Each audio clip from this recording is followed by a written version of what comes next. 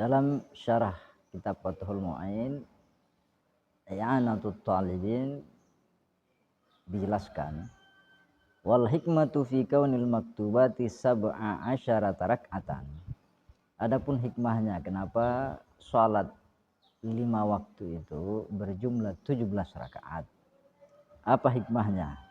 Beliau berkata, anna zamanal yakzati minal yaumi wal lailati sab'a asyarata sa'atan ghaliban. Bahwa pada umumnya waktu yang kita gunakan itu untuk beraktivitas pada umumnya 17 jam.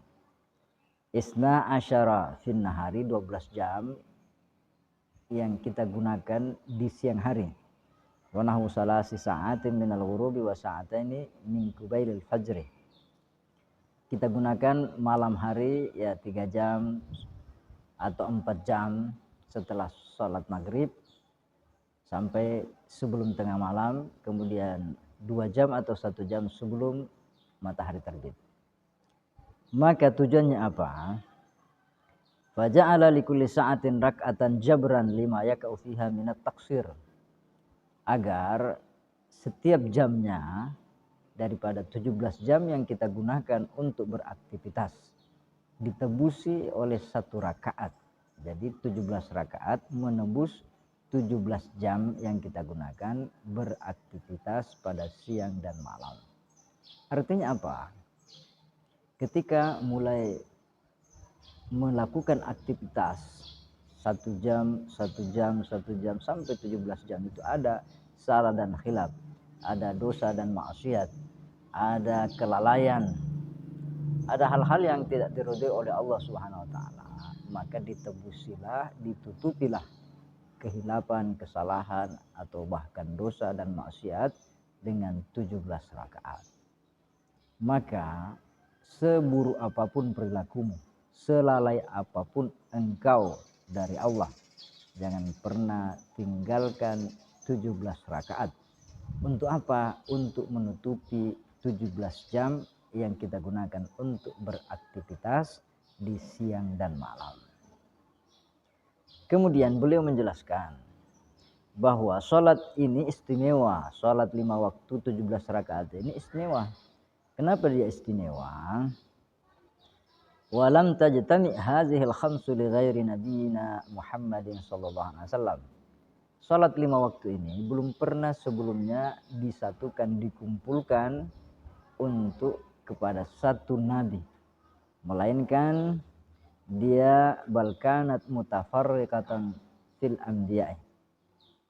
Salat 5 waktu ini mutafarriqah, terpisah-pisah.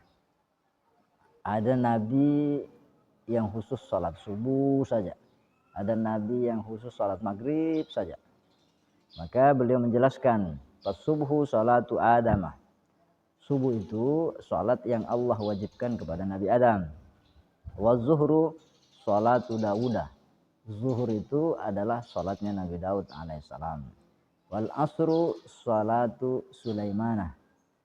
Salat asar itu salatnya Nabi Sulaiman alaihissalam. Wal maghribu salatu Ya'qubah. Maghrib itu salatnya Nabi Ya'qub. Wal isya'u salatu Yunus alaihissalam. Sementara salat isya adalah salatnya Nabi Yunus alaihissalam. Jadi suatu hal yang luar biasa yang Allah berikan kepada umat ini. Ya, meskipun berat salat 5 kali sehari semalam 17 rakaat, tetapi ini adalah yang menyebabkan kita menjadi umat yang paling istimewa, karena nabi kita adalah nabi yang paling istimewa. Maka tentu amalan kita lebih istimewa dibandingkan umat-umat yang lainnya. Pertanyaannya, kapan sholat pertama kali dilakukan oleh Rasulullah SAW? Ya tentu pada peristiwa Isra wal Mi'raj. Pertanyaan berikutnya, sholat apakah yang pertama yang dikerjakan oleh Nabi? Beliau menjelaskan, wa furidat lailatul Isra'i ba'dan nubuwati, dan diwajibkan sholat fardu itu pada peristiwa Isra Mi'raj setelah kenabian. Walam tajib subuh yaumah tilkal lailati, dan belum diwajibkan sholat subuh pada malam Isra Mi'raj itu ketika Nabi kembali sebelum terbit fajar. Kenapa? Li adamil ilmi bi kaifiyatiha. Karena Nabi belum tahu, Nabi belum diajarkan. Ketika Nabi menghadap kepada Allah, Allah mengatakan furidat alaikum as-salawatul khamsu, diwajibkan bagi kamu dan kalian umatnya Muhammad, diwajibkan berapa? 5 kali sehari semalam. Tapi Allah belum memberitahu bagaimana tata caranya, apa syarat rukunnya, apa yang membatalkannya, dan tata cara yang lainnya, apa sunnatnya, apa makruhnya, dan lain sebagainya. Maka yang pertama, sholat yang dikerjakan oleh Nabi setelah kembali dari Isra Mi'raj adalah sholat zuhur. Karena sebelum sholat zuhur, malaikat Jibril datang memberitahukan kepada Nabi bahwa inilah tata cara sholat 5 waktu. Di akhir sholat zuhur, malaikat Jibril datang lagi untuk mengajari Nabi bahwa ini adalah batas daripada sholat zuhur.